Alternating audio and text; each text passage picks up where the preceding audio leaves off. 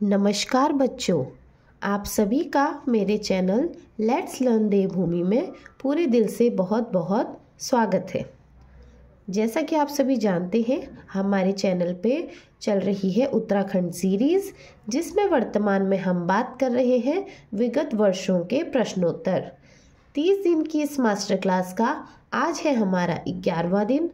पिछली 10 क्लासेस में हमने प्रश्न डिस्कस करे जो क्या है परीक्षा में पूर्व पूछे जा चुके हैं।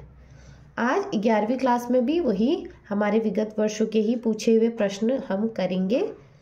स्क्रीन पर आपको प्रश्न दिख रहे होंगे। हमेशा की तरह प्रयास कीजिएगा कि प्रश्नों का उत्तर मुझसे पहले आप दे सकें, और मैं ये आशा करती हूँ कि आप सभी बच्चे तैयारी पहले से करते आ रहे हैं, तो आपका 25 में से 20 प्लस स्कोर ही होगा। और जो नए बच्चे हैं जो अभी अभी तैयारी शुरू करे हैं, वो बच्चे इन प्रश्नों को देखकर घबराएं नहीं। इससे क्या है, मेरा मकसद आपको डराने का नहीं है, बस प्रश्नों से आपको थोड़ा आइडिया हो जाएगा कि आपको प्रिपरेशन किस हिसाब से करनी है, किस किस टॉपिक से करनी है और कैसे कैसे प्रश्न आज तक बने हैं। तो चलिए वीडियो को अपने शुरू करते हैं। आज का पहला प्रश्न, उत्तराखंड से प्रथम बार किसने द्रोणाचार्य पुरस्कार प्राप्त किया? द्रोणाचार्य पुरस्कार किसे दिया जाता है? जो क्या होते हैं, सबसे अच्छे कोच होते हैं, उनको दिया जाता है। तो उत्तराखंड से प्रथम बार किसने द्रोणाचार्य पुरस्कार प्राप्त किया पूछ रहा है, तो वो है हरि सिंह थापा। आज का दूसरा प्रश्न, उत्तराखंड से प्रथम बार खेल रत्न पुरस्कार किसने प्राप्त किया? प्रथम बार वाली चीज़ें अक्सर पूछी जाती है। तो पहला प्रश्न द्रोणाचार्य पुरस्कार से था। दूसरा है कि किसने प्रथम बार खेल रत्न पुरस्कार प्राप्त किया था, तो वो है जसपाल राणा। ये प्रश्न हमारे राज्य के संदर्भ में है कि उत्तराखंड से प्रथम बार किसने द्रोणाचार्य या खेल रत्न पुरस्कार प्राप्त किया, भारत के संदर्भ में नहीं है। तीसरा प्रश्न आज का, बछेंद्री पाल को पद्मश्री पुरस्कार कब मिला? तो जो बछेंद्री पाल जी थी, इनको पद्मश्री पुरस्कार 1984 में मिला। आज का चौथा महत्वपूर्ण प्रश्न, चक्राता में सैनिक छावनी की स्थापना कब हुई?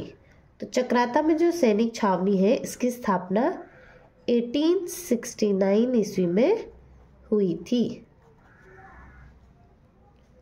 आज का पांचवा महत्वपूर्ण प्रश्न, गढ़वाल रेजिमेंट का मुख्यालय कहाँ स्थित है? तो गढ़वाल रेजिमेंट का जो मुख्यालय है वो है लैंसडाउन में। ये मैंने आपको नक्शे में भी दिखाया था जब पढ़ाया था। आप मुझे बताएंगे लैंसडाउन किस जनपद में आता है। तो लैंसडाउन में क्या है, हमारा गढ़वाल रेजिमेंट का मुख्यालय स्थित है। और एक और होमवर्क, कुमाऊं रेजिमेंट का मुख्यालय कहाँ स्थित है, ये भी आप मुझे बताएंगे, क्योंकि वो भी मैंने आपको क्या है पहले पढ़ा दिया है। अगला प्रश्न आज का, उत्तराखंड से प्रथम परमवीर चक्र विजेता का नाम था? तो जो परमवीर चक्र विजेता है उत्तराखंड से प्रथम, वो थे मेजर सोमनाथ शर्मा।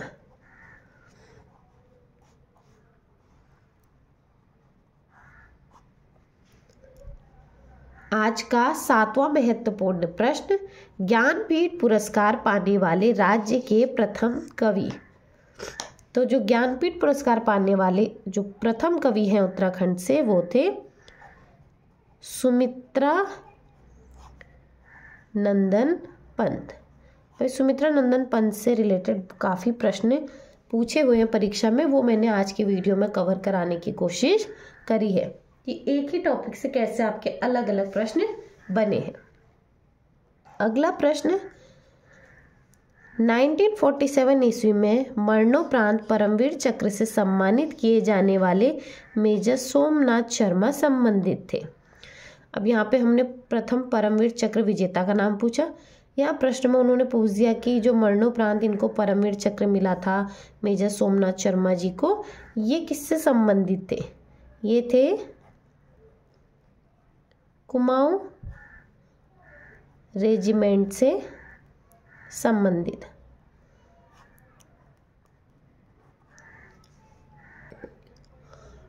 आज का अगला महत्वपूर्ण प्रश्न, सुमित्रा नंदन पंत को ज्ञानपीठ पुरस्कार से सम्मानित किया गया। तो कब सम्मानित किया गया? पीछे पूछा था, क्या प्रश्न बना था? ज्ञानपीठ पुरस्कार प्राप्त करने वाले उत्तराखंड से पहले कवि कौन थे? सुमित्रा नंदन पंत थे। फिर किसी परीक्षा में प्रश्न पूछा कि सुमित्रा नंदन पंत जी को ज्ञानपीठ पुरस्कार से सम्मानित कब किया गया? तो वर्ष 1968 में इनको ज्ञानपीठ पुरस्कार से सम्मानित किया जाता है। आज का 10वां महत्वपूर्ण प्रश्न, सबसे पहले विक्टोरिया क्रॉस विजेता सैनिक। तो सबसे पहले जो विक्टोरिया क्रॉस विजेता सैनिक है वो थे दरबान सिंह नेगी। उम्मीद करती हूँ आपके प्रश्न भी क्या हो रहे होंगे, सब सही हो रहे होंगे और आप बहुत अच्छा आज स्कोर कर रहे होंगे। अगला प्रश्न, कुमाऊं रेजिमेंट का गठन कब किया गया? पीछे गढ़वाल रेजिमेंट की बात करी, यहाँ कुमाऊं रेजिमेंट का गठन कब किया गया पूछा गया, तो 1945 में। अगला प्रश्न, चंडी प्रसाद भट्ट को रेमन मैग्सेस पुरस्कार किस वर्ष प्राप्त हुआ? तो इनको प्राप्त हुआ 1982 में। ये क्वेश्चन रिपीट हुआ है। आज का 13वां महत्वपूर्ण प्रश्न, उत्तराखंड में विज्ञान धाम स्थित है। तो बड़ा अच्छा सा इंटरेस्टिंग क्वेश्चन 2023 में ही पूछा हुआ है। उत्तराखंड में विज्ञान धाम जो है देहरादून में स्थित है। अगला प्रश्न, भारत की पहली तरल दर्पण दूरबीन कहाँ स्थित है? तो जो पहली तरल दर्पण दूरबीन स्थित है वो है देवस्थल में। प्रश्न सेम ऐसा ही पूछा हुआ है, इसलिए आपको क्या रखना है, इसको दिमाग में फिट करके रखना है। आज का 15वां महत्वपूर्ण प्रश्न, उत्तराखंड के किस जिले में ई डिस्ट्रिक्ट परियोजना पायलट प्रोजेक्ट के रूप में सर्वप्रथम प्रारंभ हुई? तो क्या यह पूछ रहा है वो ई डिस्ट्रिक्ट परियोजना पायलट प्रोजेक्ट के रूप में सर्वप्रथम किस जिले में स्टार्ट हुई है? तो वो पौड़ी गढ़वाल में।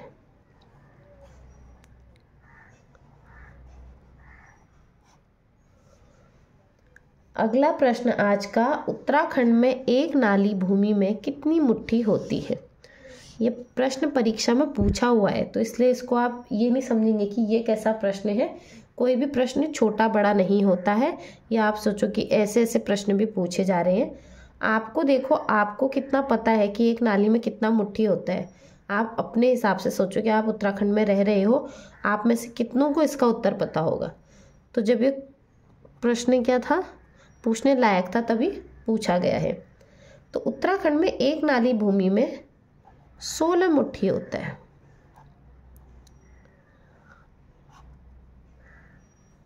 अगला प्रश्न, एक नाली जमीन होती है बराबर। ऊपर हमने एक नाली जमीन में कितनी मुट्ठी होती है पूछा था परीक्षा में।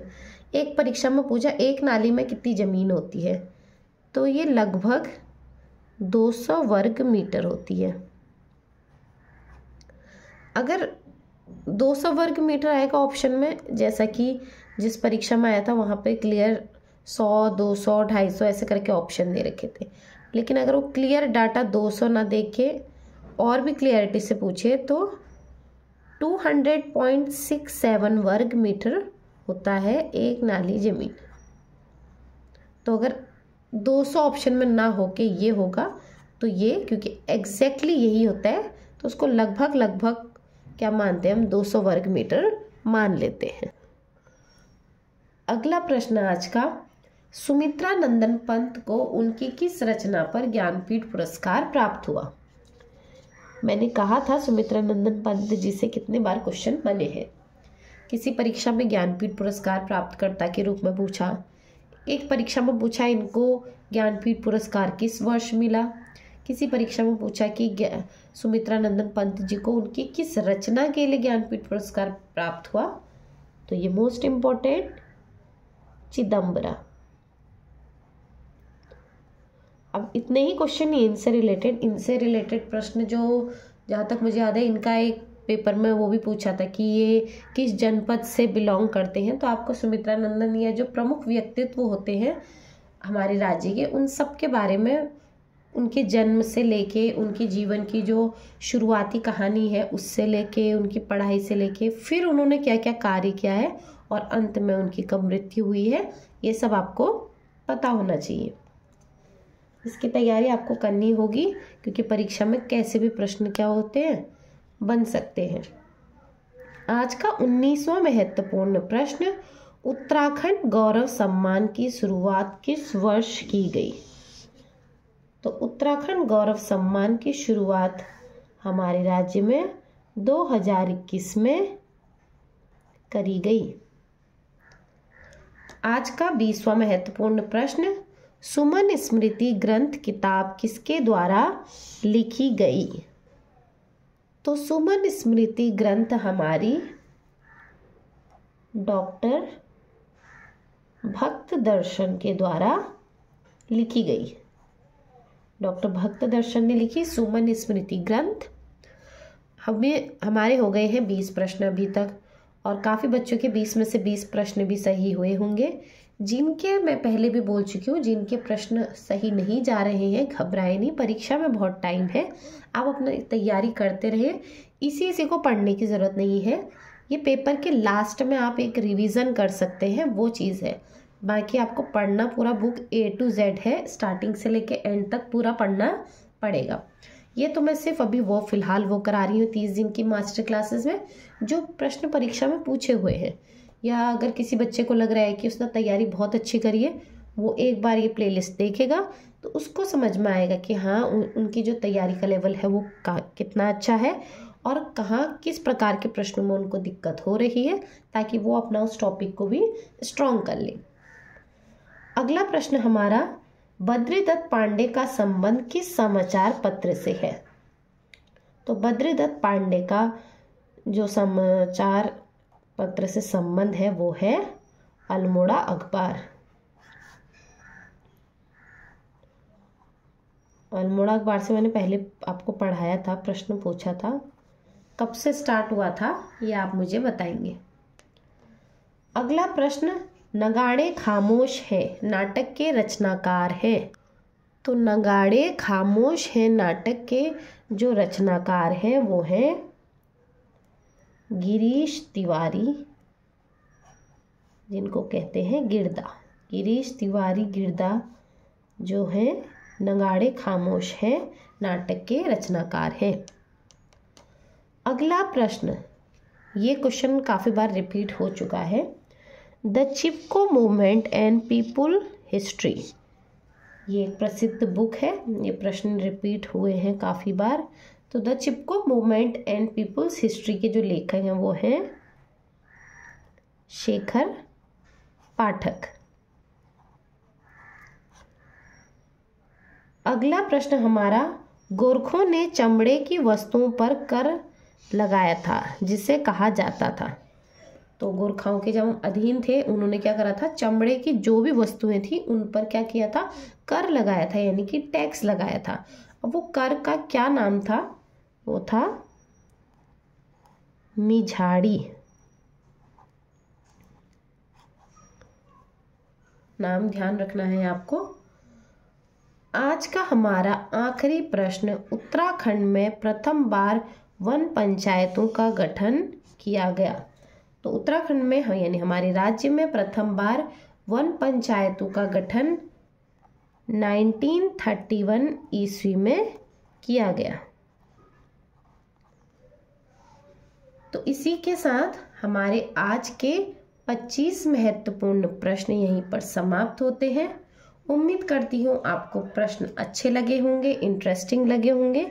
सभी प्रश्न परीक्षा में पूछे हुए हैं और पूछे हुए प्रश्नों को ही कराना हमारे मास्टर क्लास का क्या है, मकसद है। किसी भी क्वेश्चन में कोई डाउट हो या मेरे से पढ़ाने में कहीं कोई त्रुटि हो गई हो तो आप कमेंट करके बता सकते हैं। बाकी आप प्रैक्टिस करते रहिए, अपनी पढ़ाई साथ साथ करते रहना। सिर्फ वीडियो देख के काम नहीं बनेगा। मैंने पहले भी बोल दिया कि आप और प्रैक्टिस करना चाहते हो, आप हमारी जिला सीरीज़ देख सकते हो। उसके बाद मैंने उससे रिलेटेड 50 MCQs करवाए हर जिले के बाद, वो देख सकते हो। या प्लेलिस्ट में हमारी बहुत सारी वीडियोस परीक्षा वाणी के इम्पोर्टेंट चैप्टर्स सब कुछ करवा रखा है, आपको उनको भी देखने की ज़रूरत है। ये लास्ट मिनट रिवीजन है, या जो बच्चा सोच रहा है कि उसका उत्तराखंड पूरा A to Z कुछ भी पूछ लो उसे सब आता है, तो ऐसे बच्चों के लिए क्या है, एक रिवीजन है लास्ट टाइम पे कि परीक्षा में कैसे प्रश्न बने हैं वो देख ले और उसकी क्या हो सके, प्रैक्टिस हो सके। बाकी आज के लिए इतना ही। अगली क्लास में फिर हम लेकर आएंगे आपके लिए वही 25 या 30 महत्वपूर्ण प्रश्न जो उत्तराखंड की परीक्षा में पूछे जा चुके हैं। बाकी मेरे वीडियो को प्लीज़ ज़्यादा से ज़्यादा शेयर कीजिए ताकि मेरी मेहनत और भी बच्चों के काम आ सके, जो बच्चे कोचिंग वगैरह जाने में क्या है, असहाय हैं या जिनको पता नहीं रहता, जिनको कोई गाइड करने वाला नहीं है कि परीक्षा में प्रश्न कैसे बनते हैं। तो आप बच्चों ज़्यादा से ज़्यादा वीडियो को देखिए भी और ज़्यादा से ज़्यादा बच्चों को शेयर करने का प्रयास कीजिए, ताकि अभी ये चैनल क्या है उतना ज़्यादा बच्चों की पहुंच में है नहीं, तो बच्चे क्या हो सके, जान सके कि हम भी क्या है कुछ अच्छा एफर्ट लगा के आपके लिए अच्छी चीज़ प्रेजेंट कर रहे हैं। बाकी इसी के साथ अपने आज के वीडियो को यहीं पर समाप्त करती हूँ। आप सभी का मेरे चैनल से जुड़े रहने के लिए और मेरे वीडियो पे बने रहने के लिए, इसे इतना सारा प्यार देने के लिए पूरे दिल से बहुत बहुत धन्यवाद।